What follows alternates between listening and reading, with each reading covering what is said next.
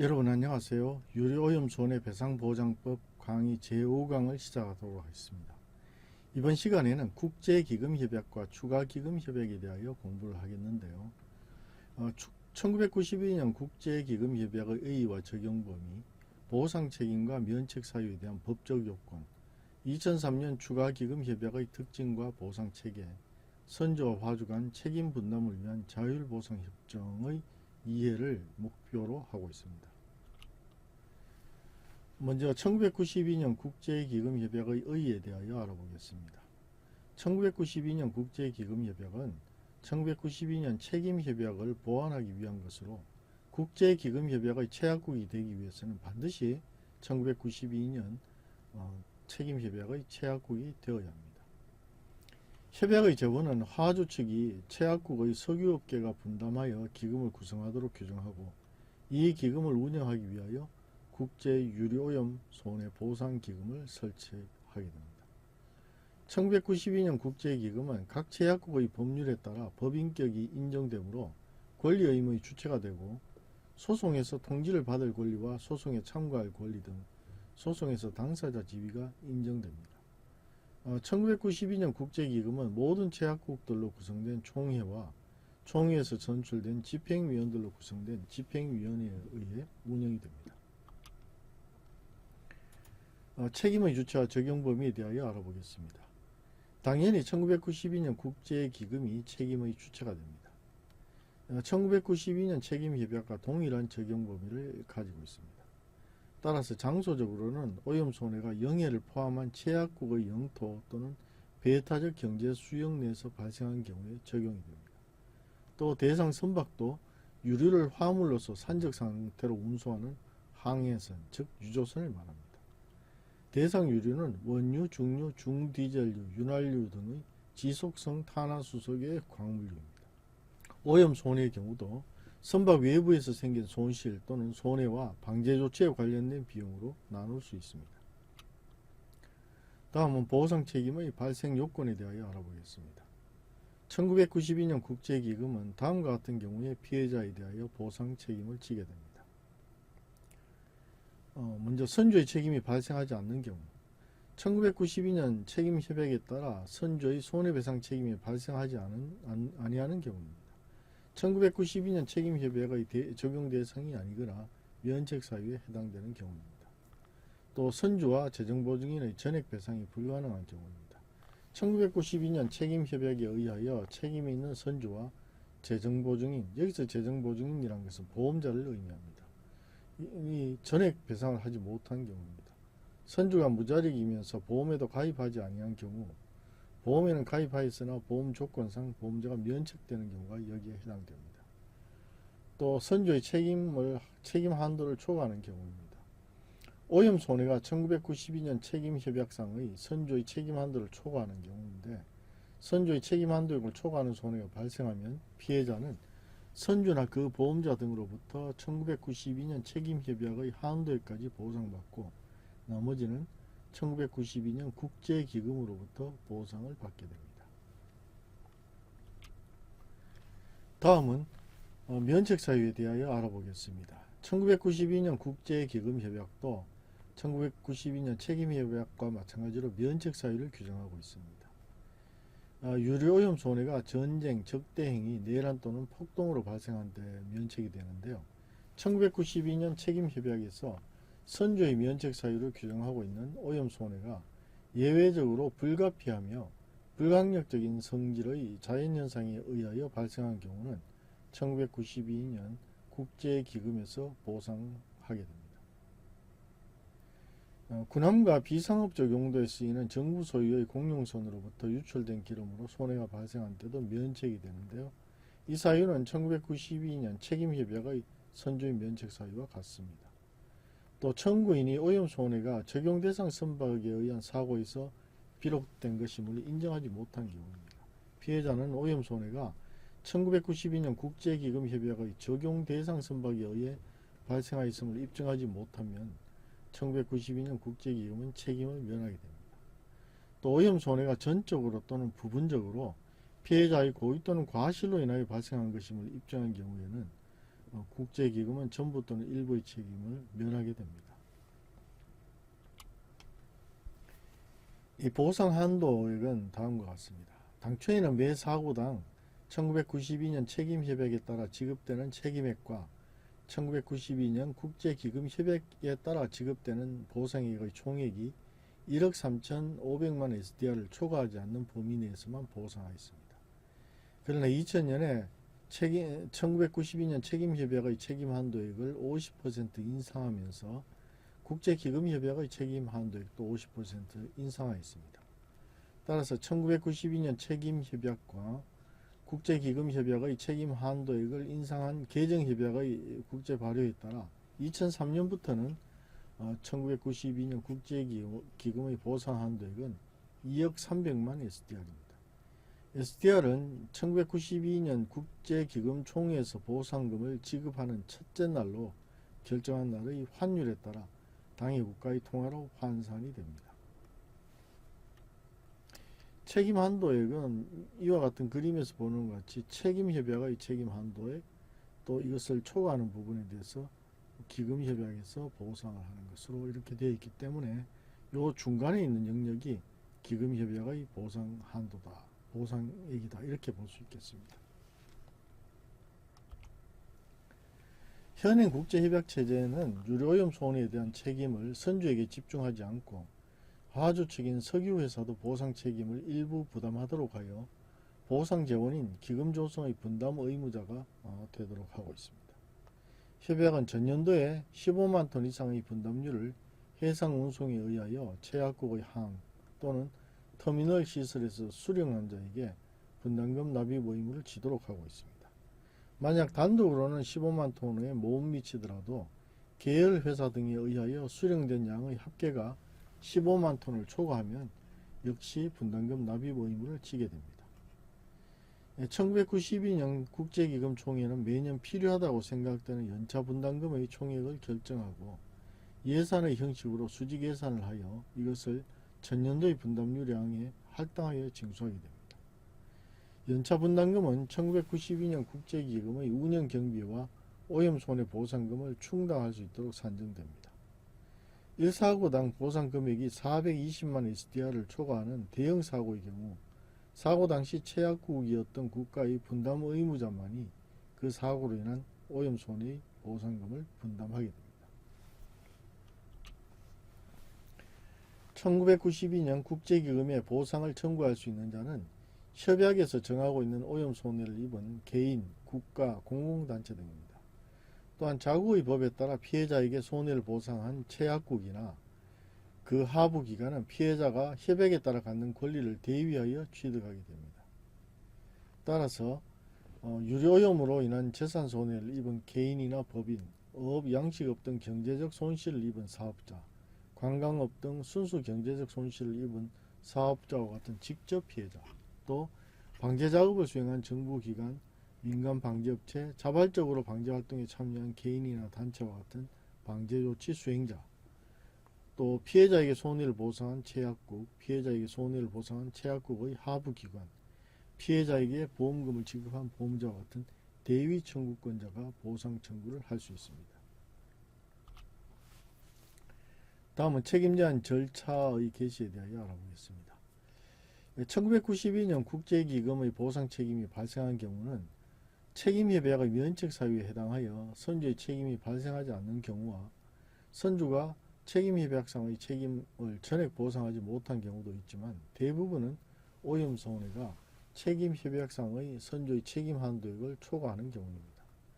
따라서 1992년 국제기금에 청구하기 위해서는 선주가 책임 제한을 개시함으로써 선주의 책임을 제한할 수 있다는 것이 인정되어야 합니다.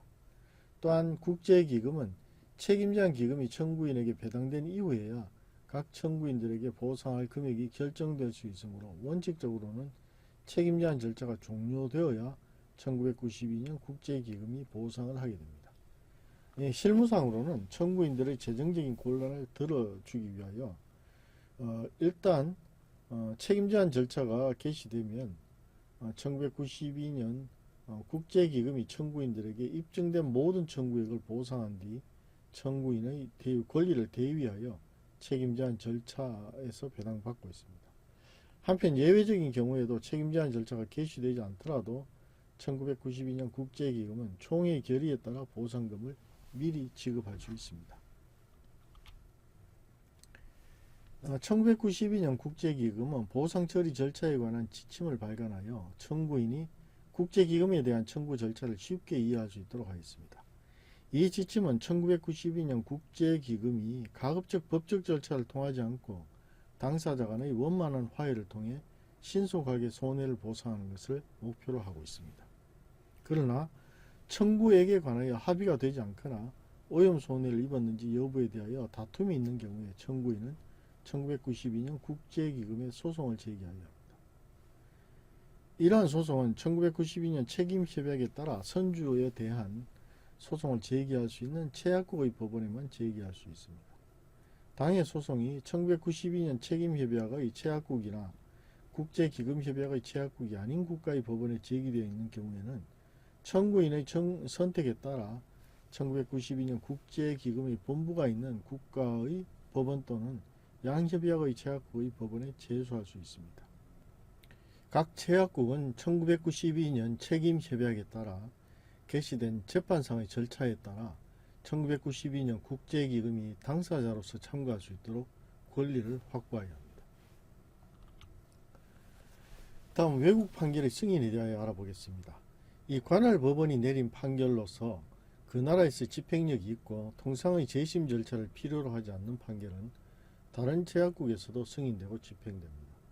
이 판결에 따라 국제기금이 피해자에게 보상을 한 경우에는 그 보상을 받은 피해자가 1992년 책임협약에 따라 선주 또는 보험자, 기타의 재정보증인에 대하여 가질 권리를 1992년 국제기금이 대위하여 취득하게 됩니다. 먼저 판결이 확정되면 제약국의 관할법원에서 판결이 확정되면 다른 제약국에서 별도의 절차 없이 판결이 승인됩니다. 1992년 국제기금이 판결에 따라 피해자에게 보상금을 지급하고 국제기금이 피해자의 권리를 대위 취득하게 됩니다. 필요한 경우 국제기금이 선주나 보험자에게 구상권을 행사할 수 있습니다. 오염 손해가 발생한 날로부터 3년 이내에 국제기금에 소송을 제기하거나 선주나 그의 보증인에게 소송을 제기하고 국제기금이 이를 통지하지 않으면 국제기금에 대한 청구권은 소멸하게 됩니다. 또한 어느 경우에도 오염 손해를 일으킨 사고의 발생일로부터 6년이 지난 후에는 1992년 국제기금에 대하여 소송을 제기하지 못합니다. 오염 손해 발생일로부터 3년 이내에 소송을 제기하거나 통지를 해야 되고 사고 발생일로부터 6년이 경과하면 청구권이 완전히 소멸합니다. 이러한 제소기간 제한은 법적 안정성을 확보하고 오래된 사건에 대한 증거 확보의 어려움을 방지하기 위한 것입니다. 청구인은 이러한 제소기간을 놓치지 않도록 손해 발생 즉시 증거를 수집하고 전문가의 조언을 구하는 것이 중요하다고 하겠습니다. 다음은 2003년 추가기금 협약에 대하여 알아보겠습니다. 토리 캐녀노 사고에서 경험한 바와 같이 해양은 전 세계적으로 연결되어 있어 어느 한 지역에서 유출된 유류로 인한 피해가 주변 국가에도 영향을 미치게 되는 경우가 흔히 발생하므로 국제협약을 통한 공동 대응이 필요합니다. 유류오염 사고의 손해의 규모가 매우 광대하다는 점에 비추어 손해배상 책임을 전적으로 그 화물을 운송하던 선주에게만 지우는 것은 현실적인 부담 능력에서 많은 어려움이 있습니다. 따라서 유류오염 손해의 배상 및 보상에 관한 국제협약 체제는 일정한 한도에 대하여는 선주가 손해배상 책임을 지도록 하고 그 범위를 넘어가는 경우에는 화주가 일정한 한도 내에서 초과되는 손해를 보상하도록 하는 특이한 체제의 민사구제 제도를 창안해내게 되었습니다. 그동안 이러한 국제협약 체제는 성공적으로 운영되어 왔으나 1999년 프랑스에서 발생한 에리카호 사고와 2001년 스페인에서 발생한 프레스티지호 사고를 겪으면서 그 당시의 국제기금의 보상 한도만으로는 충분한 보상을 할 수 없다는 것을 인식하게 되어 국제기금의 보상 한도액을 초과하는 손해에 대해 추가적으로 보상하는 기금의 설치에 관한 협약인 1992년 국제기금협약에 대한 2003년 의정서가 제정되었습니다. 선주의 보험자 및 1992년 국제기금으로부터 완전한 보상을 받지 못한 경우에 2003년 추가기금협약이 보충적으로 보상하는 것이기 때문에 그 적용 범위는 1992년 국제기금협약과 완전히 동일합니다. 따라서 협약이 적용될 수 있는 장소적 한계는 제약국의 주권에 미치는 영해를 포함한 영역과 국제법에 따라 설정된 배타적 경제수역입니다. 배타적 경제수역이 설정되지 아니한 경우는 영토로부터 200해리까지의 수역이지만 손해를 방지하거나 경감하기 위한 방제 조치는 그 장소적 한계가 없이 적용됩니다. 또 1992년 책임협약 및 국제기금협약과 동일한 선박이 적용 대상인데요. 유류를 화물로서 산적 상태로 운송하는 항해선, 즉 유조선이 대상 선박입니다. 또 대상 유류도 원유, 중유, 중디젤류, 윤활유 등의 지속성 탄화수소계의 광물유로서 역시 1992년 책임협약과 국제기금협약과 동일합니다. 또 오염손해도 선박 외부에서 생긴 손실 또는 손해와 방제 조치에 관련된 비용으로 나눌 수 있어서 1992년 책임협약 및 국제기금협약과 동일합니다. 2003년 추가기금협약의 보상은 다음과 같습니다. 보상의 주체는 이 협약에 의해 설치된 2003년 추가기금입니다. 2003년 추가기금은 각 제약국의 법률에 따른 권리와 의무를 가지며 제약국 법원에서 소송 당사자로 인정이 됩니다. 협약은 유류오염 피해자가 1992년 국제기금협약의 보상 한도액을 초과하거나 초과할 우려가 있어 1992년 국제기금에서 완전하고 충분한 보상을 받을 수 없는 경우에는 보상받지 못한 부분을 보상하게 됩니다. 즉 추가기금의 주요 기능은 오염 손해를 입은 자가 1992년 국제기금협약의 조건하에서 확정된 청구에 대하여 완전하고 적절한 보상을 받지 못한 경우에 추가적인 보상을 지급하는 것입니다. 따라서 2003년 추가기금은 1사고당 손해가 1992년 국제기금협약에서 정하고 있는 보상 한도액을 초과하였거나 초과할 우려가 있는 경우에 보상할 의무가 있는 것입니다. 유류오염 피해자는 2003년 추가기금에 대해 자동적으로 보상 청구할 수는 없고 다음과 같은 두 가지 요건을 충족하여야 2003년 추가기금의 청구권을 행사할 수 있습니다.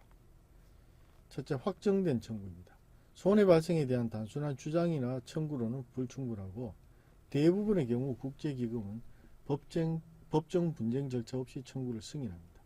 그러나 일부의 경우 특히 피해자와 1992년 국제기금이 손해의 존재와 범위에 이견이 있을 때 제약국의 권한 있는 법원의 판결에 의해 최종 결정하게 됩니다. 또 실무적으로 피해자의 청구에 대하여 일부분만 지급할 수 있다는 1992년 국제기금총회의 최종적 또는 잠정적 결정이 있어야 합니다. 1992년 국제기금에 의해 확정된 총 청구액이 국제기금협약에서 보상이 가능한 총액을 초과하거나 또는 초과할 우려가 있어 1992년 국제기금 총회에서 확정된 청구액의 일부만 지급하기로 최종 또는 잠정적으로 결정하여야 합니다. 2003년 추가기금협약의 책임이 개시되는 시기도 이러한 결정이 있는 때입니다. 2003년 추가기금협약의 최고 보상 한도액은 책임협약과 국제기금협약에 따라 지급하는 금액을 포함하여 1사고당 최고 7억 5천만 SDR입니다. 이는 당초 유럽연합이 요구한 10억 SDR에는 미치지는 못하는 수준이지만 지금까지 IMO에서 제정한 선주 등의 책임 제한 협약 중에서 가장 높은 책임 한도 금액입니다. 피해자의 손해배상 청구액 총액이 2003년 추가기금 협약의 최고 보상 한도액을 초과하는 경우는 1992년 국제기금 협약과 마찬가지로 청구인에게 청구 금액에 비례하여 배분하게 됩니다. 최대 보상 한도는 7억 5천만 SDR, 약 10억 5천만 달러에 해당하고요. 이는 1992년 책임협약의 한도액 8,977만 SDR, 또 1992년 기금협약 한도 2억 3천만 SDR에 비하여 매우 큰 금액이다 이렇게 볼 수 있습니다. 따라서 2003년 추가기금이 추가로 보상하는 최고 금액은 약 5억 4,700만 SDR에 해당한다고 하겠습니다. 일본은 1992년 국제기금협약을 채택할 때 자국이 세계 최대의 유류 수입국으로 1992년 국제기금에 납부하는 분담금이 가장 많다는 사실을 내세워 분담금 상한제를 도입하여 분담금 상한선을 연간 총 분담금의 20%로 제한하는 성과를 거두었는데 2003년 추가기금 협약을 채택하면서도 이를 주장하여 수용하도록 하였습니다. 이 상한선은 최약국의 연간 유류 수령량 합계가 10억 톤이 되거나 또는 협약 발효 후 10년 경과라는 조건 가운데 먼저 도래하는 조건이 충족되면 효력을 상실하게 됩니다. 일본의 분담금은 연간 총 분담금의 20%를 초과하지 않게 되고요. 협약 발효 후 최대 10년간 상한제를 적용한다는 점 다시 기억할 필요가 있습니다. 이러한 분담률 상한제는 대량 유류 수입국의 과다한 부담을 완화하여 협약 가입을 촉진하기 위한 정책적 결정이라고 하겠습니다. 2003년 추가기금에 대한 소송은 1992년 책임협약에 따라 선주에 대하여 소송을 제기할 수 있는 최약국의 법원에만 제기할 수 있습니다. 만약 선주 또는 그의 보증인에 대하여 이미 소송이 제기된 경우에는 당해 소송을 관할하는 법원이 2003년 추가기금에 대한 소송의 전속 관할권을 가집니다. 그러나 1992년 책임협약에 의한 손해배상 청구 소송이 1992년 책임협약의 최약국이지만 2003년 추가기금협약의 최약국이 아닌 국가의 법원에 제기된 경우 또는 1992년 국제기금에 대한 손해배상 청구 소송이 1992년 국제기금협약의 최약국이지만 2003년 추가기금협약의 최약국이 아닌 국가의 법원에 제기된 경우에는 2003년 추가기금에 대한 소송은 청구인의 선택에 따라 추가기금의 본부가 있는 영국의 재판관할권이 있는 법원 또는 2003년 추가기금협약의 최약국 중 한 국가의 법원에 제기할 수 있습니다. 2003년 추가기금에 대한 확정 판결은 그 판결이 재판관할권이 있는 법원에서 내려지고 당해 최약국에서 집행할 수 있다면 다른 모든 최약국에서 승인되고 집행됩니다. 다만 그러한 판결이 사기나 당사자에게 합리적인 통지 또는 변론의 기회가 주어지지 않거나 아니한 경우는 그러하지 아니합니다. 2003년 추가기금이 오염손해를 입은 피해자에게 보상을 하게 되면 피해자가 1992년 국제기금 협약에 따라 선주나 그 보증인에게 가지는 권리와 1992년 국제기금에 대하여 가지는 권리를 대위하여 취득하게 됩니다. 또 2003년 추가기금은 선주 또는 그의 보증인에 대한 대위권 이외에 일반 법령에 따라 피해자가 제3자에 대하여 갖는 권리에 대한 대위권도 가지게 됩니다. 이 경우 2003년 추가기금의 대위권은 보상금 또는 배상금을 지급받은 자의 보험자가 갖는 대위권보다 불리하여서는 아니 됩니다. 한편 최약국 또는 그 하부 기관이 자국의 법에 따라 피해자에게 손해를 보상한 경우에는 그 피해자가 협약에 따라 갖는 권리를 대위에 의하여 취득하게 됩니다. 1992년 국제기금협약에 따라 1992년 국제기금의 분담금을 납부하는 화주는 전년도에 15만 톤 이상의 분담률을 해상운송에 의하여 최약국의 항만이나 터미널 시설에서 수령한 자입니다. 그러나 협약은 해상운송에 의하여 수령하는 분담금 이외에 육상으로 운송되거나 파이프라인 등으로 운송되어 수령한 유류도 분담 대상에 포함하고 있습니다. 해상으로 운송된 유류를 2003년 추가기금 협약에 가입하지 아니한 국가의 항만이나 터미널에 하역한 후 다시 육상 운송 또는 파이프라인을 통하여 협약 제약국의 영역 내의 시설로 이동되는 경우가 여기에 해당합니다. 이 경우는 1992년 국제기금협약에 의하면 해상으로 운송된 유류를 항만이나 터미널에서 수령하지 않았으므로 분담금 부담 의무가 면제되는 결과를 초래하기 때문에 해상으로 운송된 유류를 수령한 국가가 2003년 추가기금협약의 최약국이 아닌 경우는 육상 운송 등을 통해 최초로 수령한 최약국의 하주에게 분담 의무를 지우고 있습니다. 이는 1992년 국제기금협약과 달리 2003년 추가기금협약이 이미 가입 대상에서 발생하는 문제입니다. 여기서 분담률은 1992년 국제기금협약 제1조 3항에서 정의된 원유와 연료율을 말합니다. 1992년 국제기금협약에 따르면 체약국에 연간 15만 톤 이상의 유류를 수령하는 자가 없는 경우 그 체약국은 아무런 분담 없이 1992년 국제기금협약이 제공하는 보상을 받을 수 있었습니다.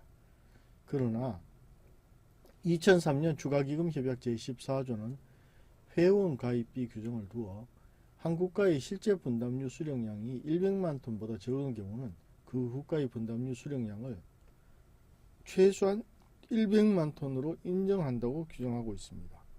이러한 상황에서 협약의 체약국이 되고자 하는 국가는 100만 톤의 분담유량을 수령했다는 인정에 근거하거나 또는 인정 분담류 수령량 100만 톤과 협약 체약국에서의 실제 수령량과의 차이에 근거해서 분담금을 납부할 의무를 부담해야 한다는 것을 의미합니다.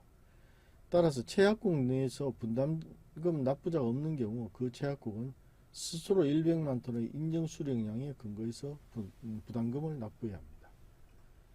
이와 같이 회원 가입비를 도입한 이유는 2003년 추가기금 협약에 따라 제공되는 막대한 보상을 고려할 때 적어도 최소한의 분담금을 부담하게 할 필요가 있었기 때문입니다. 어떤 국가가 아무런 기여 없이 2003년 추가기금에 의해 1억 유로까지 보상받는 상황은 적절하지 않은 것으로 간주되었기 때문입니다. 또 국제보상기금의 기능에서 중요한 문제가 되고 있는 체약국에 의한 유류 수령량 보고 의무의 강화를 추구하는 것이 또 회원 가입비의 도입의 목적인데요. 만약 체약국이 수령량에 대한 보고를 하지 않는다면 당해 체약국이 최소 수령량 제도에 의해 100만 톤의 인정 수령량에 근거해서 분담금을 납부해야 하기 때문에 체약국이 보다 진지하게 유류 수령량 보고 의무를 이행할 것으로 기대하기 때문입니다. 협약은 유류 수령량을 보고하지 않은 체약국에 대한 제재 조치 규정을 두고 있는데요. 만약 2003년 추가기금의 사무국장이 체약국에게 수령량이 보고되지 않았다는 것을 통지한 후 1년 이내에 2003년 추가기금 사무국장에게 제13조 1항과 제15조 1항에 따른 통지 의무가 이행되지 않았다면 발생한 사고로 인한 오염 손해 또는 손해를 방지하거나 경감하기 위하여 취하여진 방제조치로 인한 오염 손해에 대하여 2003년 추가기금은 어떠한 보상도 하지 않습니다. 체약국이 유류 수령량 보고 의무를 이행하지 않으면 2003년 추가기금 사무국장이 체약국에게 불이행 사실을 통지하게 되고 통지 후 1년 동안 체약국이 보고 의무를 이행하는 기간이 주어집니다. 또 1년 이내에도 보고 의무를 이행하지 않으면 보상 혜택이 중단이 되고요. 해당 체약국에서 발생한 오염 손해에 대해 2003년 추가기금은 보상하지 않습니다. 이러한 제재 조치는 체약국의 보고 의무 이행을 강제하고 기금 운영의 투명성과 공정성을 확보하기 위한 것입니다. 다음은 자율보상협정에 대하여 알아보겠습니다.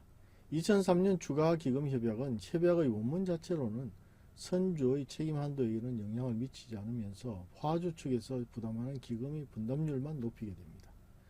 즉 1992년 책임협약과 1992년 국제기금협약은 선주와 화주 사이의 책임 분담 비율의 균형을 이루는 체제를 유지하고 있었는데 이러한 체제가 무너지게 되었습니다. 이에 따라 선주의 부담을 인상하는 방향으로 현행 국제협약의 배상 및 보상 구조를 개편하여야 한다는 주장이 2003년 추가기금 협약의 체약국을 중심으로 제기되었습니다. 이러한 논의는 2003년 추가기금 협약의 채택 당시 IMO에서 논의된 바 있었으나 현행 국제협약의 핵심인 책임구조의 변경에 대한 반대도 만만치 않아 작업반에서 결론을 내리지 못하고 2003년 3월까지 논의된 내용을 2005년 10월에 개최된 1992년 IOPC 펀드 제10차 총회에 보고하였습니다. 총회는 표결 끝에 현행 국제협약의 개편 논의를 중단시키고 작업반을 해체하였고 선조 화주 사이의 책임 분담의 불균형 문제는 국제 P&I 클럽에서 제안한 소형 유조선 유류오염 보상협정 즉 스토피아와 유조선 유류오염 보상협정 토피아로 해결하기로 방향을 전환하였습니다. 자, 이번 시간의 강의는 다음과 같이 요약할 수 있겠습니다. 1992년 국제기금협약은 책임협약을 보완하기 위한 협약으로서 화주 측이 분담하는 기금으로 운영됩니다.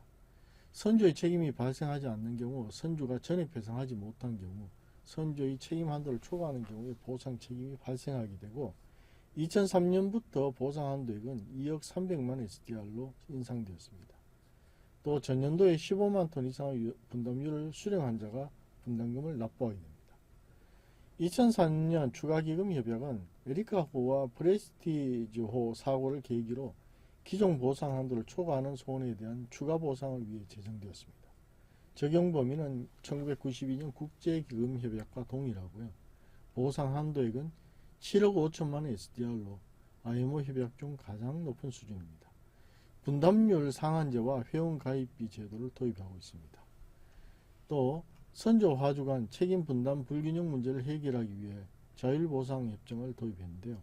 스토피아는 소형 유조선 선주의 책임 한도를 2천만 SDR로 인상하였고, 토피아는 추가 기금이 지급한 보상액의 50%를 P&I 클럽이 부담하도록 하겠습니다.